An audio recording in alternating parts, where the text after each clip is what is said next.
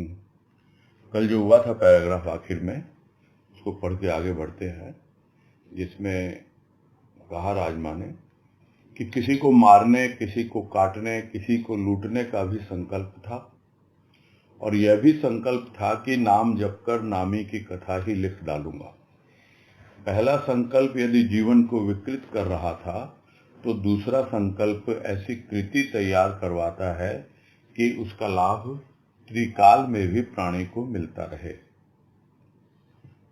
और उदाहरण चल रहा था रत्नाकर डाकू का, जो बाद में वाल्मीकि ऋषि के नाम से प्रसिद्ध हुए और उन्होंने संस्कृत भाषा में रामायण जो है उसकी रचना की।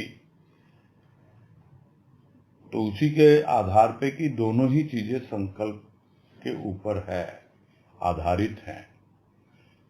ये एक संकल्प है जो तमोगुण से प्रेरित है, मारने, काटने, लूटने का, और दूसरा संकल्प है नाम जपकर उस नामी की कथा लिखने का। व्यक्ति वही है, किंतु संकल्प यदि शुभ हो, सतोगुण से प्रेरित हो, तो वो अवश्य ही कुछ ऐसी रचना करवाता है, कुछ ऐसी कृति करवाता है, कुछ ऐसी अभिव्यक्ति करवाता है कि प्राणी उसका लाभ स्वयं तो उठाता ही है, औरों को भी उसका लाभ मिलता है।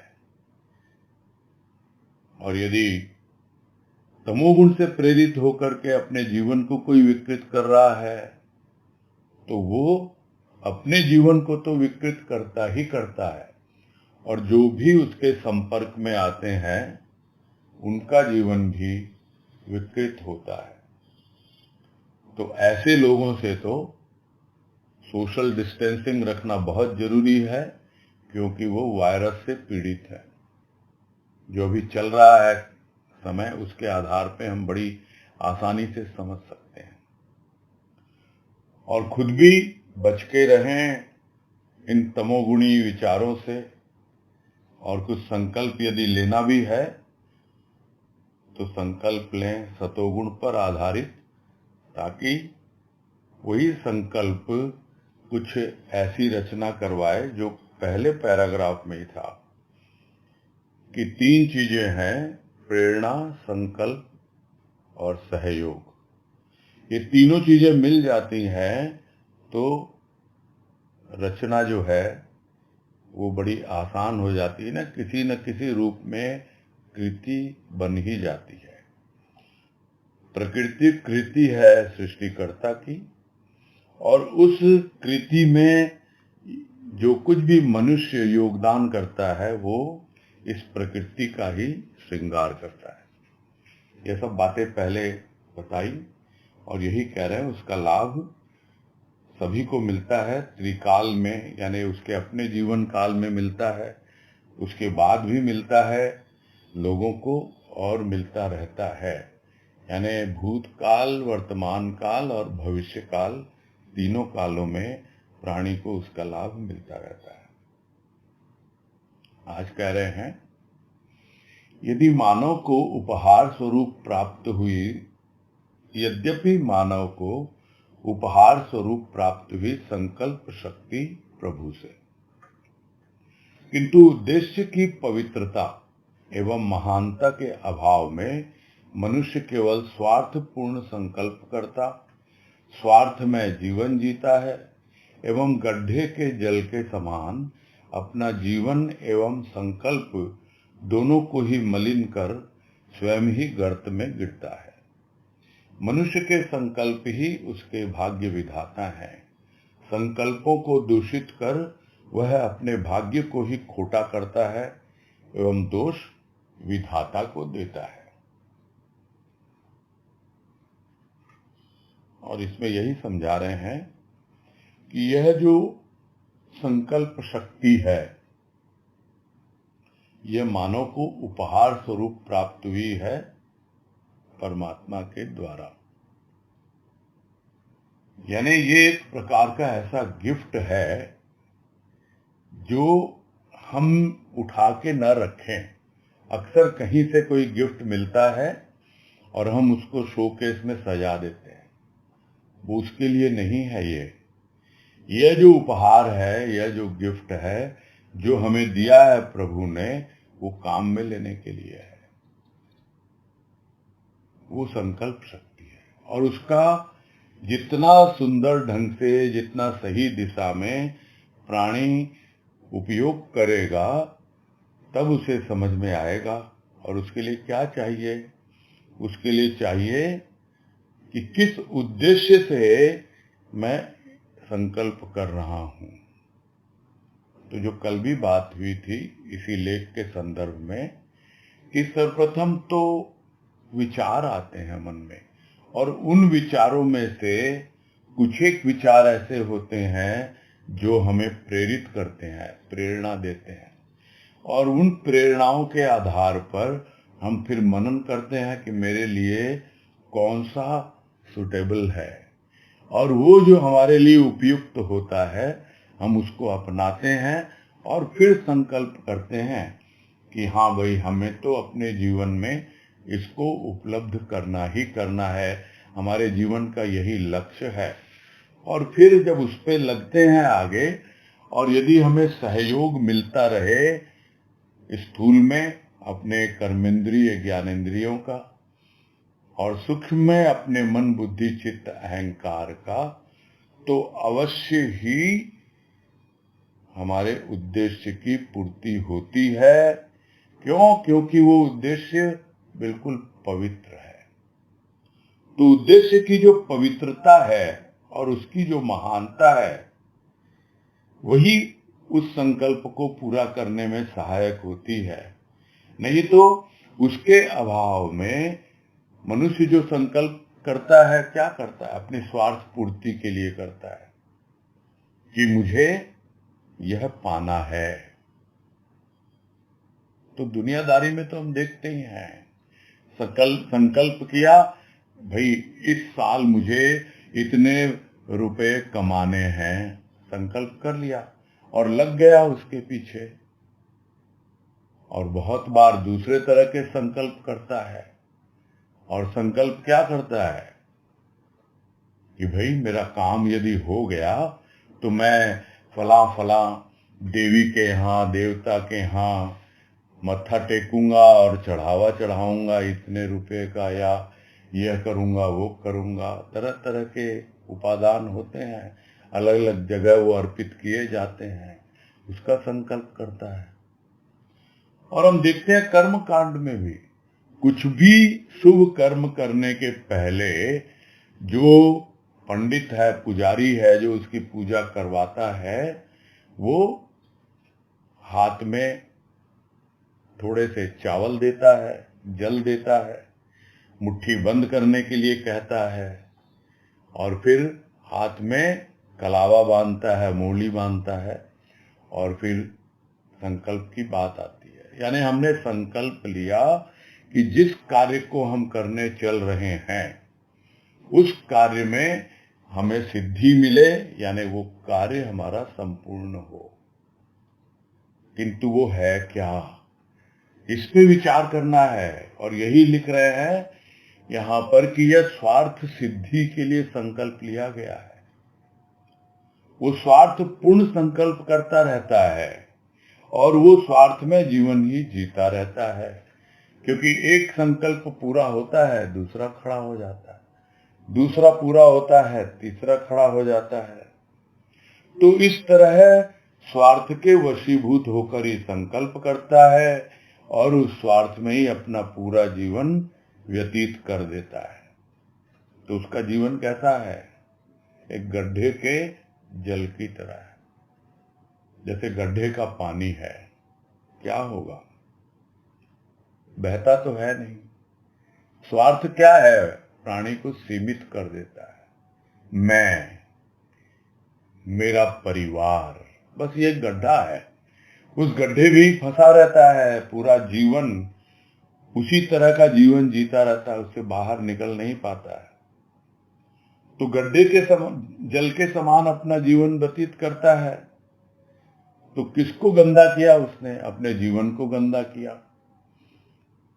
और इतना ही नहीं, संकल्प को भी गंदा किया, संकल्प के नाम को बदनाम किया।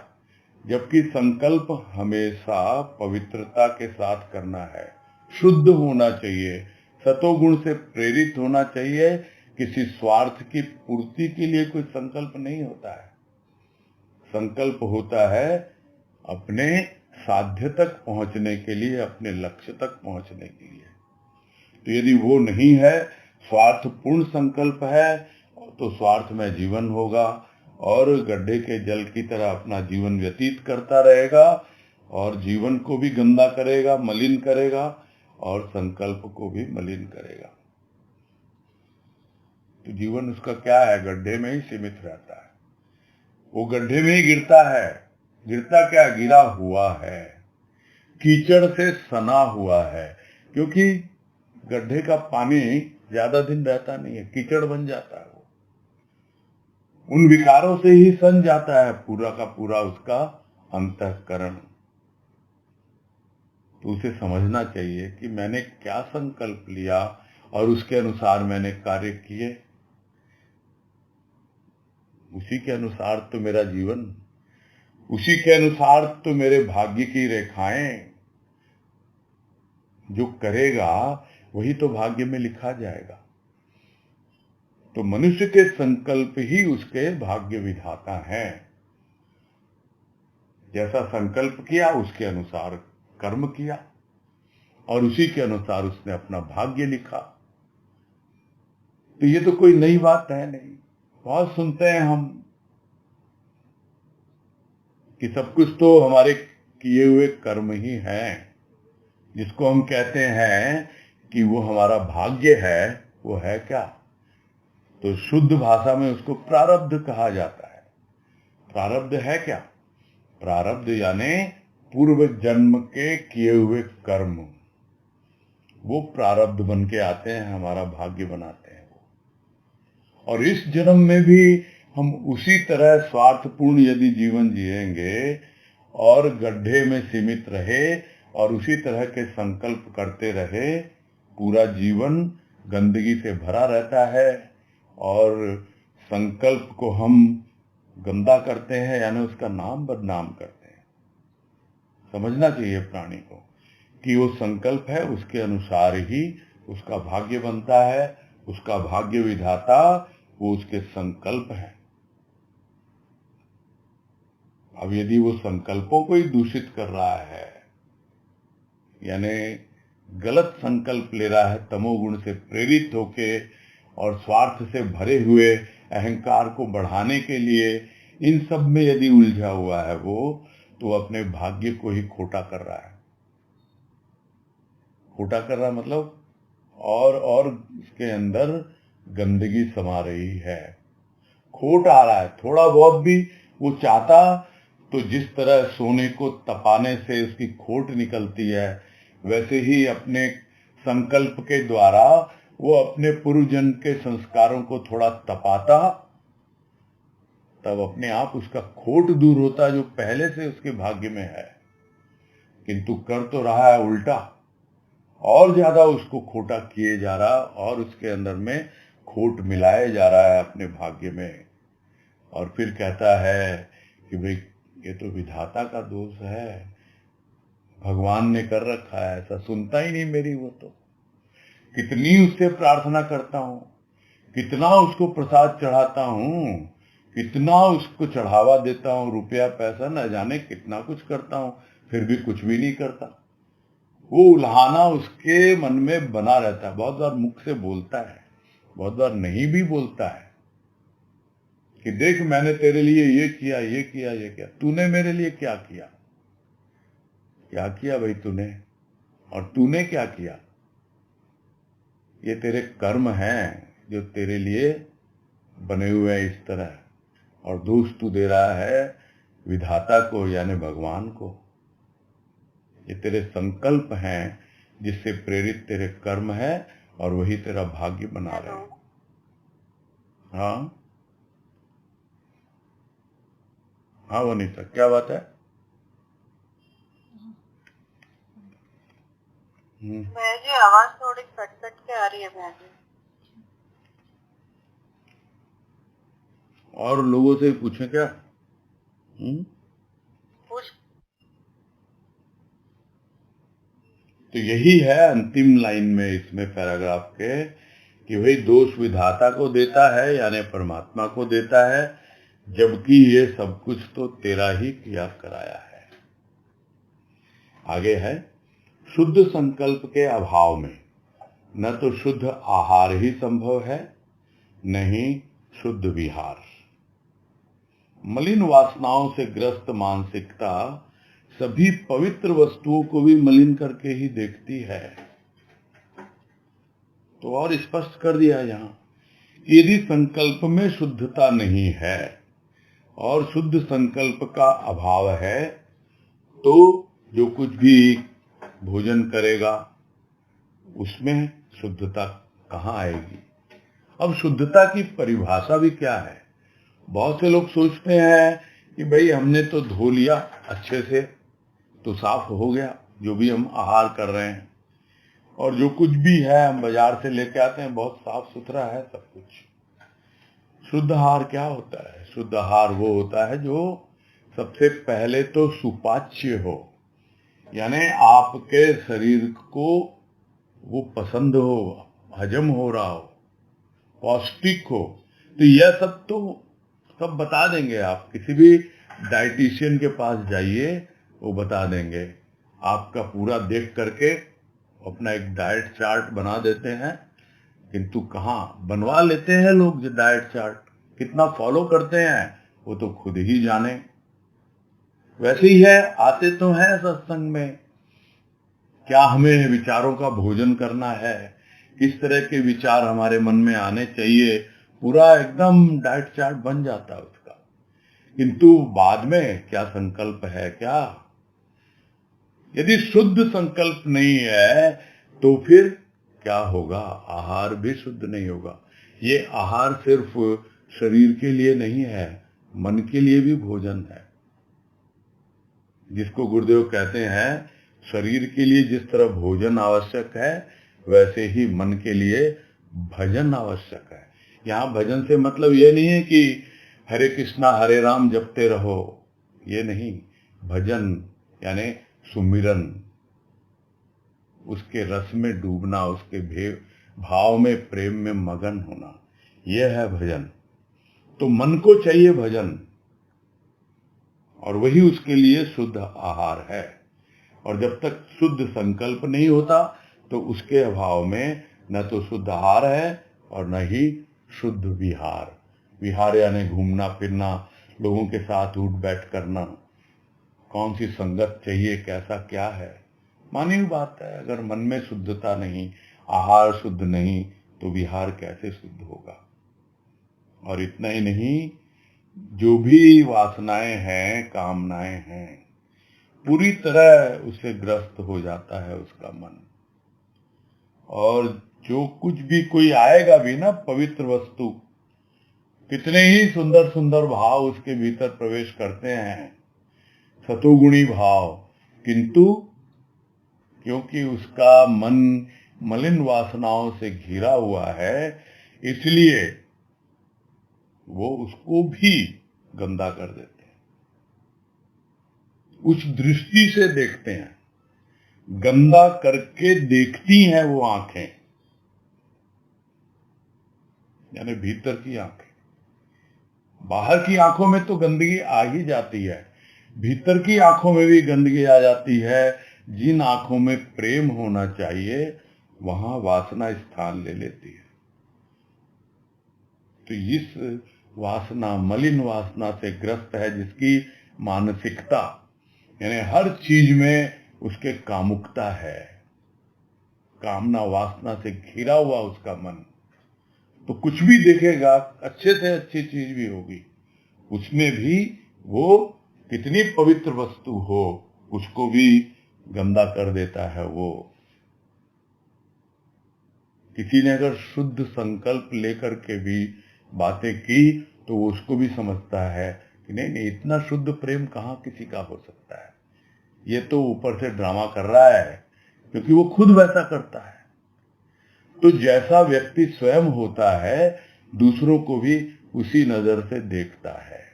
उसकी आंखों में गंदगी, उसके मन में गंदगी, इसलिए कोई अगर शुद्ध हो भी सामने, उसको भी वो उसी दृष्टि से देखता है।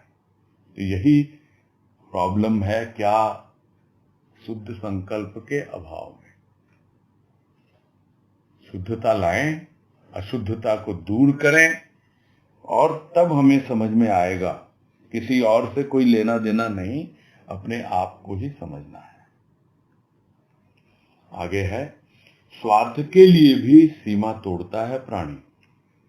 धर्म की, समाज की मर्यादा की सीमा का उस समय उसे कोई ध्यान नहीं रहता जब स्वार्थ का प्रश्न हो। यह स्वार्थ ही मनुष्य को प्राप्त श्री का यथार्थ प्रयोग न कर पाने के कारण उसमें विकार उत्पन्न कर देता है।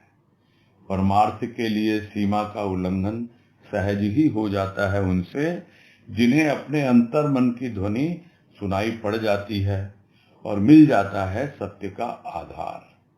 बह उठता है उनके मन में प्यार का अनंत प्रवाह, और इस प्रवाह में स्वतः ही हो जाते हैं कुछ ऐसे कार्य जिनसे अन्य लोग लाभ उठा पाते हैं।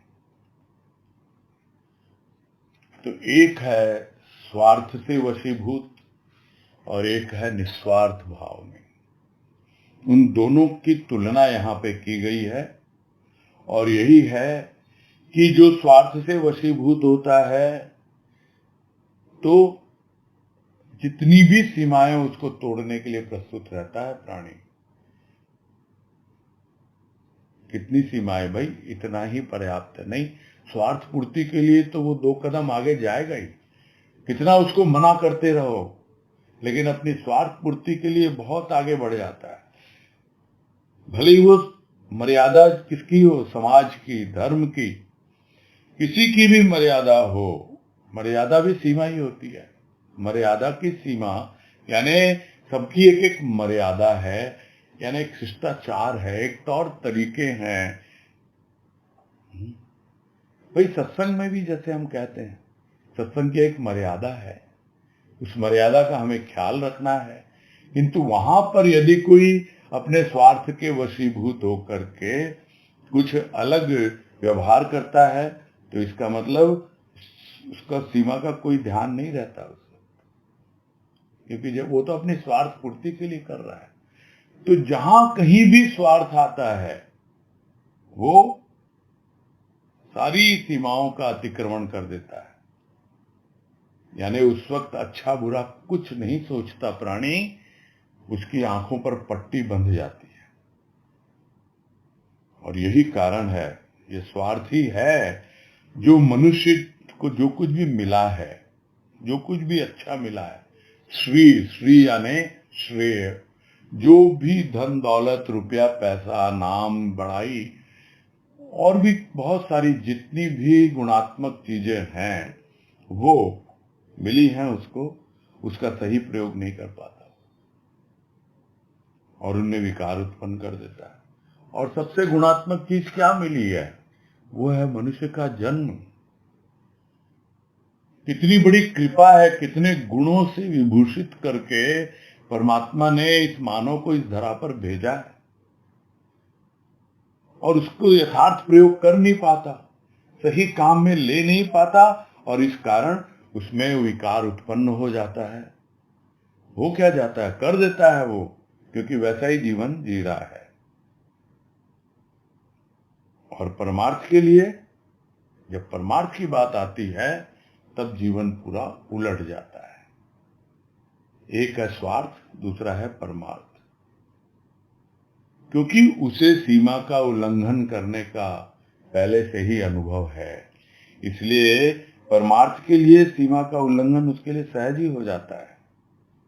और उनसे हो जाता है, साथ साथ उनके भीतर अपने अंतर मन में एक ऐसा संकल्प है जो शुद्ध है, और फिर वहां से एक उन्हें प्रेरणा मिलती है, एक ध्वनि के रूप में प्रेरित होती है, संकल्प है, और साथ साथ है उनके पास सत्य का आधार। तो इस तरह पूरा जिसको कहते हैं सहयोग मिलता है उन्हें चारों ओर से, और तब जाकर उनके भीतर बह उठता है प्यार का अनंत प्रवाह। और वो जो अनंत प्रवाह है, उस प्रवाह में जो कुछ भी वो करता है, करता नहीं है, क्योंकि उसके भीतर कर्तापन का भाव ही नहीं होता। संकल्प अवश्य है, किंतु स्वतः ही ऐसे कार्य हो जाते हैं उससे कि उसका संकल्प तो पूरा होता ही होता है, वो लक्ष्य तक तो पहुंचता ही पहुंचता है, किंतु इस यात्रा में अन्य लोग भी उससे लाभ उठा पाते हैं। ये विशेषता है शुद्ध संकल्प की, शुभ संकल्प की। जब परमार्थ की ओर वो आगे बढ़ता है तो अपनी सारी सीमाओं को तोड़ते हुए आगे बढ़ता चला जाता है। भीतर से कुछ ऐसी प्रेरणा मिलती है, एक ऐसी ध्वनि सूक्ष्म रूप में उसे अनुभव में आती रहती है, और सत्य का आधार लेकर अपने आप ही प्रभु के प्रेम और भाव में बहते हुए वो अपने लक्ष्य तक पहुंचता है। और इस यात्रा में जो कुछ भी होता है, खुद तो उसको लाभ मिलता ही मिलता है, दूसरे भी उससे लाभ उठा लेते हैं। आगे है, यूं तो प्राणी अनेक कर्म धर्म के नाम पर करता रहता है, किंतु उन सभी कर्मों के पीछे प्रेरणा स्वार्थ की है। पुण्य का फल स्वर्ग आदि एवं दान का फल अपना यश प्राप्त करने की आकांक्षा प्राणी के अंतर मन में रहती ही है। और यही समझा रहे हैं जो पहले से चल रही है बातें, क्योंकि स्वार्थ है तो कुछ पुण्य करना पड़ेगा और उसका फल मिलेगा, स्वर्ग की प्राप्ति होगी। और मैं कुछ अगर दान पुण्य कर रहा हूं, दान कर रहा हूं, तो लोग मुझे पहचाने, मेरा यश हो, मेरा नाम हो। तो ये सब धर्म के नाम पर न जाने कितने काम करता है, किंतु उनके पीछे भी स्वार्थ ही छिपा रहता है। उस स्वार्थ की पूर्ति के लिए ही वो धर्म का नाम लेकर कहता है मैं तो परमार्थ कर रहा हूं। वो परमार्थ नहीं है, वो स्वार्थ है। धर्म का नाम लेकर वो अपने आप को ही धोखा दे रहा होता है, अपने स्वार्थ की पूर्ति कर रहा है, इसलिए समझ पाता नहीं है कि मुझे फल की इच्छा है, मेरे भीतर पुण्य कर रहा हूं, दान कर रहा हूं। तो यह आकांक्षा प्राणी के अंतर मन में हमेशा रहती है, क्योंकि वो स्वार्थ से वशीभूत होकर के धर्म के कर्म कर रहा है। आगे है, जीवन अमृत है, किंतु प्राणी जीवन में पल छिन्न विषपान ही करता है। विषपान शिव ने भी किया, किंतु उनका गरल पान भी विरल ही था। स्वयं विषपान कर भी अन्य को अमृतत्व का वरदान देने वाला यदि विषपान करे तो यह उसकी महानता ही है। किंतु शिव की जूठन में बचा विष चाट लेने मात्र से सांप बिच्छू आदि जीव आज भी मनुष्य के लिए भय का कारण बने हुए हैं। जीवन अमृत है, किंतु अमृत की पहचान के अभाव में प्राणी विषपान ही करता है और अपनी संपूर्ण शक्ति दूसरों के अनिष्ट की आकांक्षा एवं संकल्प में व्यतीत करता है।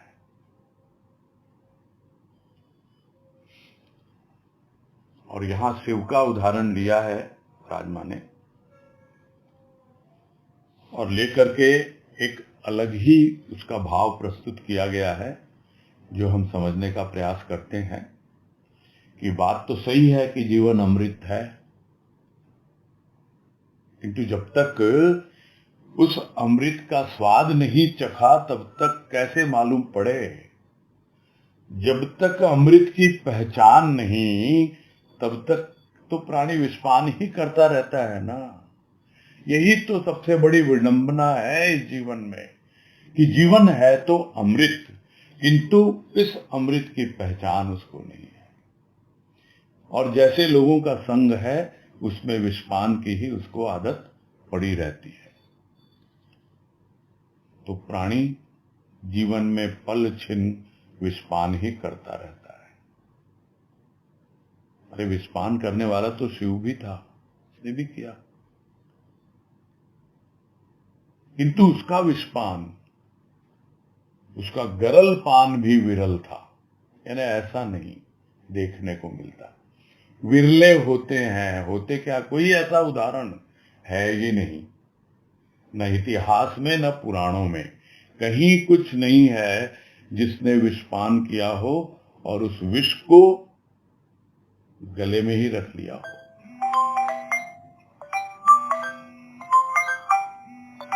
क्या घंटी बज रही है? रुकावट के लिए खेत। तो यह जो विषपान की बात आ रही है वो बहुत ही विरले होते हैं। विरले क्या, शिव के अलावा कोई उदाहरण मिला ही नहीं है आज तक। तो उसने स्वयं तो विषपान किया शिव ने, और अमृतत्व का वरदान भी दिया सबको। ये तो बहुत बड़ी महानता है। किंतु कुछ होते हैं ऐसे कि वो शिव की जूठन खाने में ही लग जाते हैं और उसमें जो बचा हुआ विष है उसको ही चाटने में लग गए। और सांप, बिच्छू इत्यादि जीव का उदाहरण यहां लिया है मां ने। वैसे ही शिव के नाम पर, महादेव भोले शंकर के नाम पर न जाने किन किन तरह की जड़ी बूटियां और न जाने किन किन तरह के भांग, धतूरे इत्यादि का लोग सेवन करते हैं। तो क्या है वो जीवन? नाम आप किसी का ले रहे हो और जीवन कैसा व्यतीत कर रहे हो?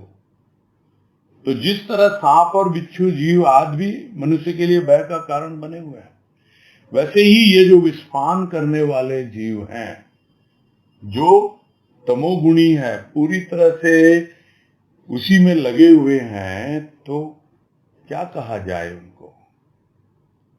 कहेंगे अपने आप को कि हम तो शिव के भक्त हैं, किंतु क्या जीवन जी रहे हैं? समझना है उन्हीं को। यहां तो उदाहरण मात्र लिया गया है कि जीवन उनका भी अमृत है, किंतु उन्होंने अमृत की पहचान नहीं की। प्रत्येक प्राणी के लिए है कि अगर अमृत की पहचान नहीं है तो उसी के अभाव में प्राणी विषपान करता है, यानी विषयों में लगा रहता है। और विषयों का स्रोत क्या है? विकार। इसीलिए दोनों का नाम एक साथ लिया जाता है, विषय विकार। विकार से ही विषय आते हैं, और विषय में जब आसक्त हो जाता है, जिसको विषयासक्ति कहते हैं, वो आसक्ति भोगों की ओर ले जाती है, और भोग जो है वो हमेशा एक ऐसे दुष्चक्र में फंसा देता है प्राणी को कि आप उन विषय विकारों से बाहर निकल ही नहीं पाते हैं। विषयानंद को ही आनंद मान बैठता है। क्यों? क्योंकि उसे अभी परमानंद की अनुभूति नहीं हुई है, या थोड़ा बहुत भी परमानंद के बारे में सुना और समझा ही नहीं है, कोई पहचान ही नहीं है उसको। इसीलिए उस पहचान के अभाव में प्राणी विषपान ही करता रहता है, और अपनी पूरी की पूरी जितनी भी जीवनी शक्ति उसकी है, उसको दूसरों की बुराई के लिए, उनकी अनिष्ट की आकांक्षा, यानी बुरा चाहता दूसरों के लिए कि बस मेरा हो जाए, जो कुछ भी हो बढ़िया से बढ़िया, भले उसके लिए मुझे किसी की मार काट करनी पड़े, धोखाधड़ी करनी पड़े, कुछ भी करना पड़े उसके लिए। और इसी तरह के संकल्पों में, विचारों में वो अपना जीवन व्यतीत करता रहता है। आगे है, विषपान करते प्राणी के हाथ में कोई अमृत का प्याला दे दे तो उसे ऐसा ही लगता है मानो मृत प्राय प्राणी को संजीवनी मिल गई हो। अमृत को अमृत की तरह पान करने की प्रेरणा प्रदान करने वाला, जीवन को जीवन की तरह व्यतीत करने की प्रेरणा प्रदान करने वाला, वाणी से कटु शब्द वाणों की फुहार को रोक मधुर झरना प्रवाहित करने वाला, क्रोधाग्नि से प्रदीप्त आंखों से प्रेम का निर्झर प्रवाहित करने वाला, प्रताड़ना के लिए उठे हाथों को प्रगति के पथ पर अग्रसर करने वाला, कामनाओं का अखाड़ा बने हुए हृदय में निष्काम कर्म की ज्योति जगाने वाला, जिसे मिल जाए संकल्प उसी के पवित्र होते हैं, उद्देश्य उसी का महान है। और ये इतना लंबा वाक्य है और पूरा कॉन्ट्रडिक्शन से भरा हुआ है, और वो हमको समझ में आ जाएगा आसानी से। सबसे पहले यह लाइन समझें कि वास्तव में क्या अवस्था होती है जो प्राणी विषय विकारों में फंसा हुआ है और अनुभव करता है कि भाई यह जो विष है, यानी वो जो जहर है, पूरा मेरे शरीर में फैल रहा है, मेरे अंतःकरण में फैल रहा है, और उससे इतना रुग्ण हो गया उसका जीवन, मरण प्राय है, ऐसा जीवन मरे के समान वो जीवन व्यतीत कर रहा है। और ऐसे में कोई अगर उसे अमृत का संदेश दे दे, अमृत का प्याला उसके हाथ में दे दे पीने को, तो ऐसा ही न लगेगा कि एक नवजीवन मिल गया। यह जो संजीवनी बूटी कहा जाता है, जो हनुमान जी लेके आए लक्ष्मण के लिए, वो संजीवनी है क्या? मरे हुए में जान डाल देती है। वैसे ही यह अमृत मृत प्राय है, यानी लगभग मर चुका हो, क्योंकि 100% मर जाएगा तब तो जिंदा नहीं कर सकता उसको कोई। हाँ, मरणासन्न हो, मरने की अवस्था में पहुंच चुका हो, फिर भी थोड़ी बहुत जान हो, तो अमृत की एक बूंद भी उसको आगे बढ़ा देती है, जिला देती है। तो कौन है वो भाई? उसको ही समझना है कि भाई ये अमृत है। इस अमृत को अमृत की तरह ही पान करना है तुमको। इस अमृत में विष नहीं मिलाना है। यह जो तुम्हारा परमार्थ है, जो तुम प्रभु की भक्ति में लगे हो, उसमें अपनी पुरानी आदतों को नहीं शामिल करना है। वही जो स्वार्थ से भरी हुई तुम्हारी हमेशा मांग बनी रहती है, उसको किनारे कर देना है। अमृत को अमृत की तरह पान करना है, और उसकी प्रेरणा देता है वो। और जो जीवन किस तरह व्यतीत करना है, उस जीवन को जीवन की तरह व्यतीत करो। जो जीवन मैंने जिया है, यही तो संत दिखलाता है। जो जीवन मैंने जिया है, उसी तरह तुम भी अपना जीवन व्यतीत करो, उसी तरह बिताओ, अपना जीवन यापन करो, और उसकी प्रेरणा देता है वो। इतना ही नहीं, जिस वाणी से शब्दों के वाण निकलते थे, कटु शब्द वाणी, उसके फुहार बाहर आती थी, उसको पूरी तरह रोक देता है वो। और प्रेम का मधुर झरना उसी वाणी से प्रवाहित होता है। वो करने वाला कोई और नहीं, संत ही है। आंखों की क्या बात, आंखें देखती हैं क्रोध से, और आग उगलती हैं। उन क्रोधाग्नि से प्रदीप्त आंखों में यदि प्रेम का निर्झर प्रवाहित होने लगे, तो यह करने वाला कौन? और जो हाथ उठाता है किसी को मारने के लिए, किसी को पीटने के लिए, दंडित करने के लिए, प्रताड़ित करने के लिए, उन हाथों को प्रगति के पथ पर आगे बढ़ाने के लिए कि ऐसे काम करो इन हाथों से, ताकि तुम्हारे जीवन में प्रगति हो। इतना ही नहीं, जो हृदय, जो अंतःकरण पूरी तरह कामनाओं का अखाड़ा बना हुआ है। अखाड़ा माने एक कामना दूसरी कामना से कुश्ती लड़ रही है, और ये एक ऐसी कुश्ती जैसे अखाड़े में होती है, पहले मैं पूरी होंगी, पहले मैं पूरी होना चाहती हूँ, और सब आपस में ही कामनाएं जो हैं एकत्रित हो गई हैं, और उसके हृदय में एक के बाद एक कामना। चलो ये जीत गया, चलो दूसरी कामना आओ, अब इससे लड़ते हैं। यही अखाड़ा बना हुआ है अंतःकरण प्राणी का। और वो वैसे प्राणी के भीतर निष्काम कर्म की ज्योति जगाने वाला क्या ऐसा कोई है? और यदि मिल जाए ऐसा, तब जाकर के संकल्प पवित्र होते हैं, तब जाकर के उद्देश्य महान होता है। तो उसी के संकल्प पवित्र होते हैं, उसी के उद्देश्य महान होते हैं, जिसके जीवन में कोई ऐसा आ जाए जो समझाए कि भाई यह अमृत है, प्रेम और भाव के रूप में तुम्हें दे रहा हूं, इसको दुनियादारी में खर्च मत करना, अमृत को अमृत की तरह पान करना। और जो भी कर्म करो बिल्कुल निष्काम भाव से करो, तब जाकर तुम्हें समझ में आएगा कि जो अंतःकरण तुम्हारा कामनाओं का अखाड़ा बना हुआ था, सब कुछ अपने आप सहज रूप में अपने संकल्प को पूरा करने के लिए अग्रसर हो रहा है। तो महान के लिए उठा संकल्प ही महान है। महान के कुछ भी कर गुजरने का संकल्प भी महान है। तो क्या महान के लिए भी कुछ किया जा सकता है? तो भाई महान के लिए उठा हुआ संकल्प ही महान है, क्योंकि महान के लिए उठा है वो संकल्प। क्या है वो महान? महान है वो लक्ष्य, महान है वो एक अनुभूति जो देता है संत, वो महान है वो संत।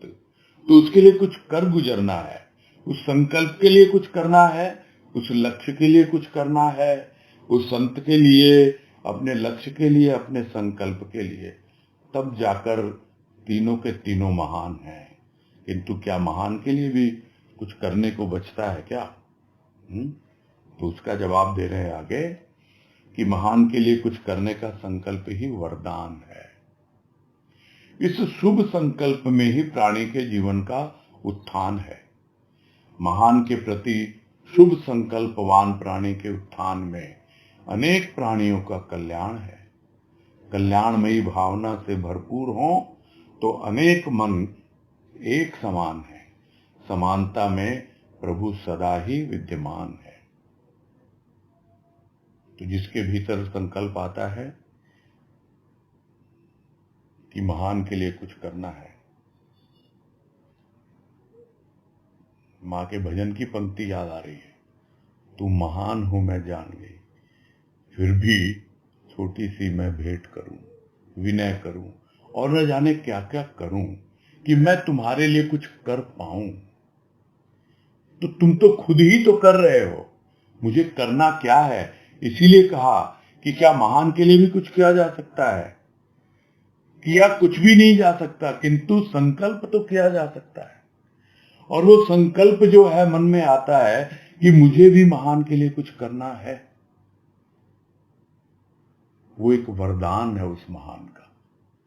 वरदान स्वरूप ये भाव आता है भीतर में कि मुझे महान के लिए कुछ करना है, और उसके लिए संकल्प लेता है कि हाँ, फिर माँ के भजन की कि मेरे मंदिर के देवता प्रतिष्ठा तेरी जग में हो।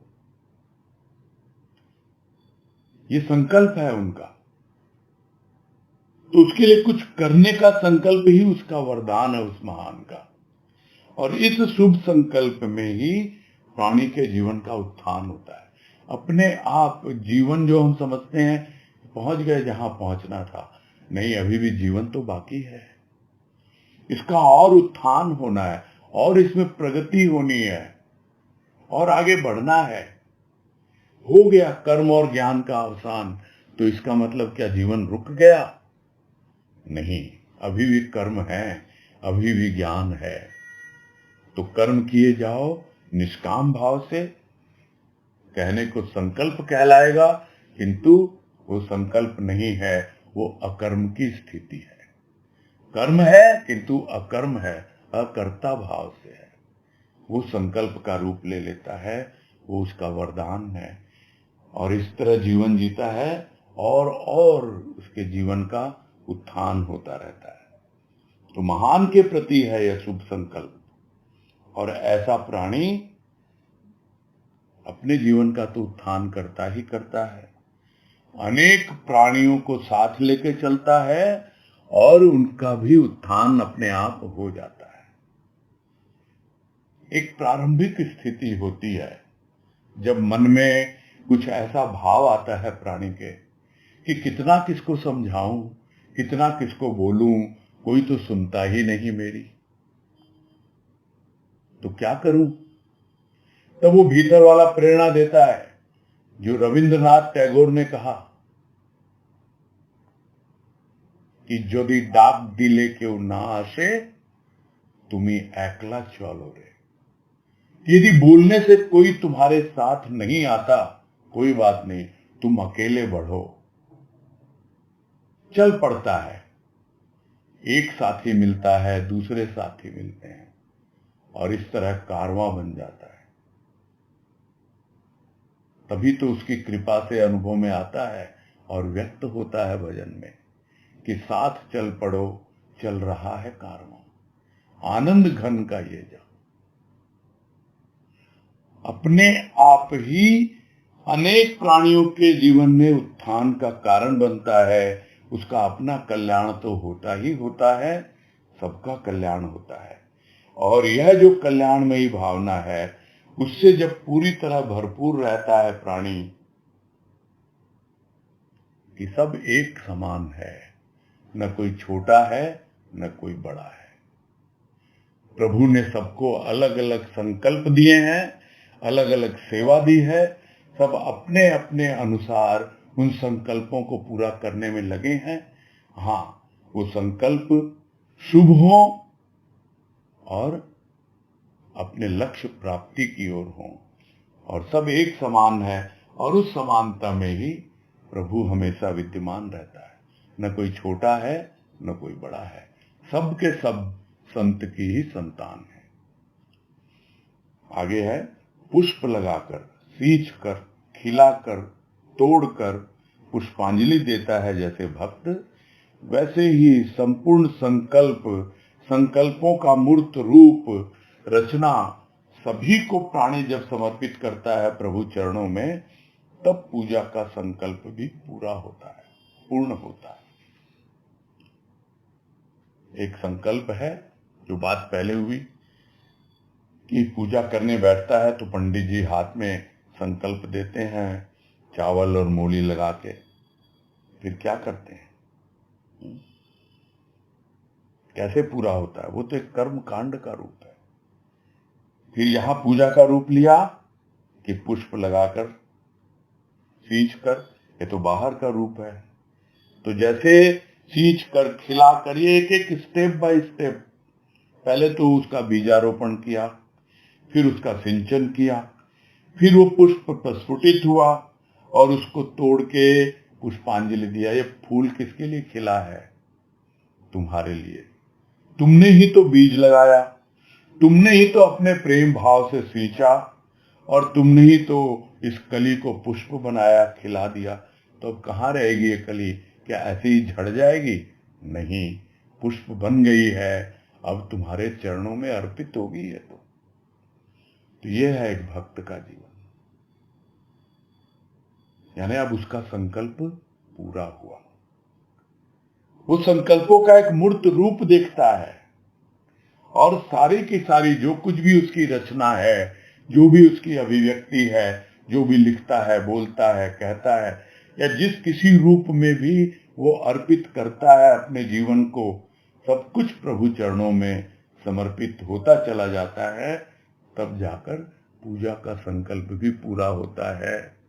तब समझ में आता है कि प्रेम ही पूजा, यह प्रेम पूर्ण जीवन, यह भावपूर्ण जीवन, यही पूजा का रूप है। आगे है, बदल जाते हैं संकल्प दुर्बल प्राणी के, बदल जाते हैं आधार भौतिकता के, बदल जाते हैं मूल्य मनुष्य की भावनाओं के। नहीं बदलता तो केवल सत्य नहीं बदलता, सत्य के सिद्धांत नहीं बदलते, सत्य के मूल्य नहीं बदलते। अतः प्राणी के मन में संकल्प उठे सत्य की प्राप्ति का, शक्ति हो तो सत्य की प्राप्ति के लिए, यही उसके जीवन की सार्थकता। करता है। तो क्या संकल्प है? पहले तो छोटे मोटे संकल्प, कामनाओं के, इच्छाओं के, स्वार्थ पूर्ति के। तो ये संकल्प तो एक दुर्बल प्राणी के हैं, किंतु जब आधार बदल जाता है, भौतिकता का आधार लेकर जब करता है, स्थूलवादी इंसान जब भौतिकवाद के बजाय आध्यात्मवाद को अपनाता है, प्रभु की शरण मिलती है, भक्ति को अपनाता है, और उस भक्ति में स्वार्थ को छोड़कर एकमात्र परमार्थ की भावना रहती है, तो मूल्य बदल जाते हैं मनुष्य की भावनाओं के। यानी उन भावनाओं में भाव आ जाता है, और भाव आ जाता है तो अपने आप ही उसका भाव बढ़ जाता है। भाव यानी मूल्य बढ़ जाता है। तो मनुष्य की भावनाओं के मूल्य बदल जाते हैं, यानी बढ़ जाते हैं। चलता रहता है वो। अगर नहीं बदलता तो सत्य नहीं बदलता। संकल्प पे बढ़ता रहता है उस सत्य का आधार लेकर। वो सत्य वो नहीं बदलता। जैसे जैसे आगे बढ़ता जाएगा, भावनाएं बदलती जाएंगी, भाव बदलते जाएंगे, और भौतिकता के जो भी आधार होंगे, पहले कुछ और आधार होगा, बाद में कुछ और आधार होगा। पहले हो सकता है सिर्फ आना जाना ही सीमित हो, कुछ सेवा ही मिली हो, वही उसके लिए आधार हो। फिर धीरे धीरे मन में प्रेम भाव आया, हो सकता है एक आध वाणी का विश्लेषण करने लग जाए, हो सकता है एक आध भजन गाने लग जाए। धीरे धीरे भाव और बढ़ता है, और उसके मूल्य बदलते रहते हैं भावनाओं के। सब कुछ समझ में आता है प्राणी को। कब? जब पता लगता है कि अगर कुछ नहीं बदला तो जिसका मैंने आधार लिया था वो सत्य वो नहीं बदला, उसके सिद्धांत नहीं बदलते और उसके मूल्य नहीं बदलते, वो वही टिका रहता है। और वो सत्य जिसने हमारे भीतर उस संकल्प की प्रेरणा दी है, और हमने वो संकल्प लिया है, और यह संकल्प उस सत्य के प्रति दिया हुआ हमारे को एक ऐसा वरदान है, जिसे पहले कहा कि उपहार स्वरूप मिला है। उसे काम में ले रहे हैं हम, अपना जीवन जी रहे हैं उस संकल्प के साथ। तो यदि संकल्प प्राणी के मन में उठे भी, तो यही हो कि सत्य ने ही वो संकल्प दिया है, सत्य ही अपने आप को प्रकट करना चाहता है, उसी का आधार लेकर, उसी की प्राप्ति के लिए। और जितनी भी मेरे भीतर शक्ति है, यदि कमजोर हूं तो सत्य से ही वो शक्ति मांगूंगा, वो बल मांगूंगा, और सत्य की प्राप्ति के लिए ही मैं अपना पूरा जीवन समर्पित कर दूंगा। इस संकल्प के साथ यदि जीवन जीता है, तभी उसके जीवन की सार्थकता है। यही सार्थक जीवन कहलाता है। तो इस पैराग्राफ के साथ यह लेख भी संपूर्ण होता है, और आगे जो है वो तो एक प्रवचन का रूप है, जैसा समझ में आ रहा है, भक्तों का मलसीसर धाम। उसके बाद में ये मिक्स टाइप से है, तुम ही हो, तुम ही तुम हो, तुमसे पूर्ण जहान। ये जो लेख है, ये इसलिए लेने का मन है कि हो सकता है यह प्रवचन है, किंतु इसमें राज माँ ने अपनी आत्मकथा बताई है, अपनी आध्यात्मिक यात्रा, कि किस तरह आध्यात्म से वो लगे और किस तरह अपने जीवन को उन्होंने सदगुरु की कृपा से धन्य किया। तो इसलिए कल से यह लेख हम प्रारंभ करेंगे, तुम ही हो, तुम ही तुम हो, तुमसे पूर्ण जहां। ये हो सकता है लेख है या फिर प्रवचन का ही कोई एक रूप हो। तो आज तो यहीं पूरा करते हैं।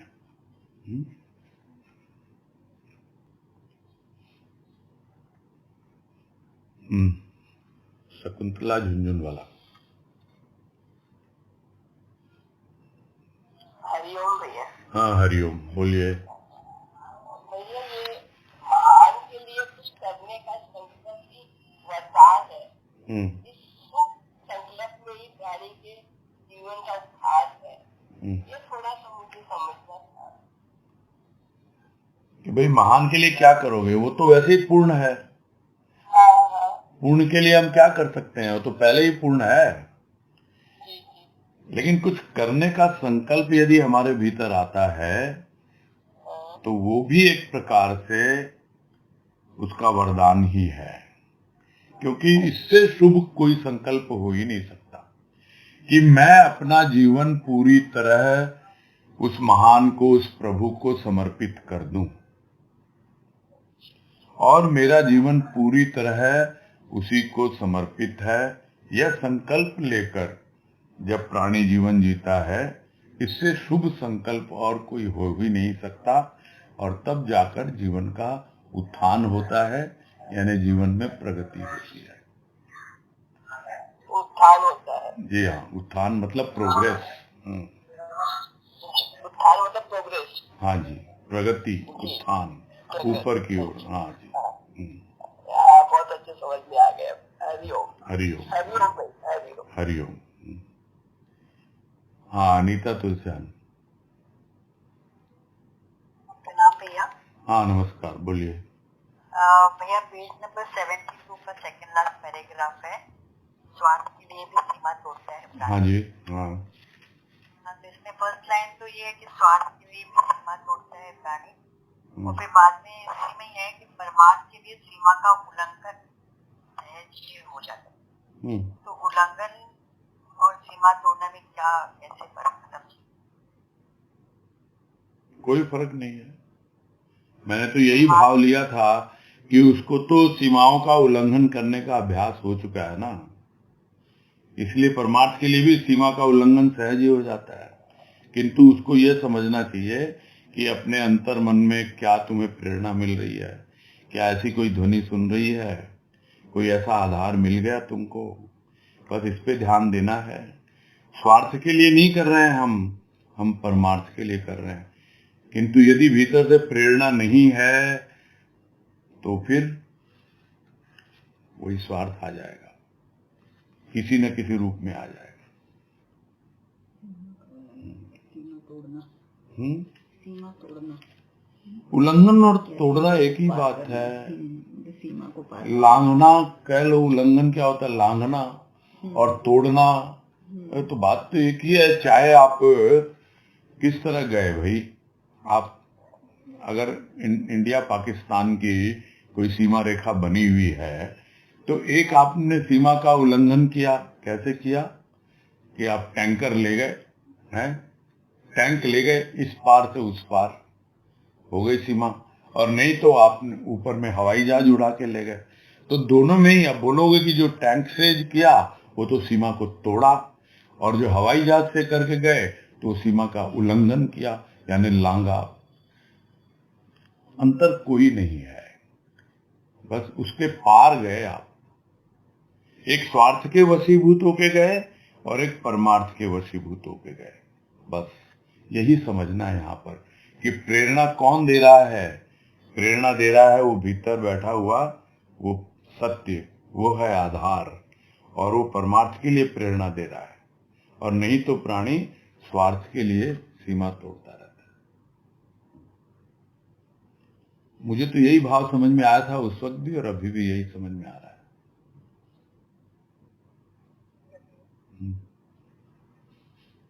नहीं, आपको कुछ और समझ में आ रहा तो बताओ। ये मुझे बहुत डाइजेस्ट हो रहा था कि परमार्थ के लिए सीमा का उल्लंघन क्यों करेगा। नहीं तो सीमा का उल्लंघन तो करना ही होगा, नहीं तो वही तो बात होती है, अपने कंफर्ट जोन में बैठे रहो आप। फिर जो एक शेर सुनते रहते हो भैया से सारे दिन है कि कुछ नया करने की वहशत थी कहाँ, इस कहानी को वही अंजाम दे दिया। क्या अंतर है, ये सब बातें तो वही है। जिस रूप में समझो उसी रूप में समझ में आती है।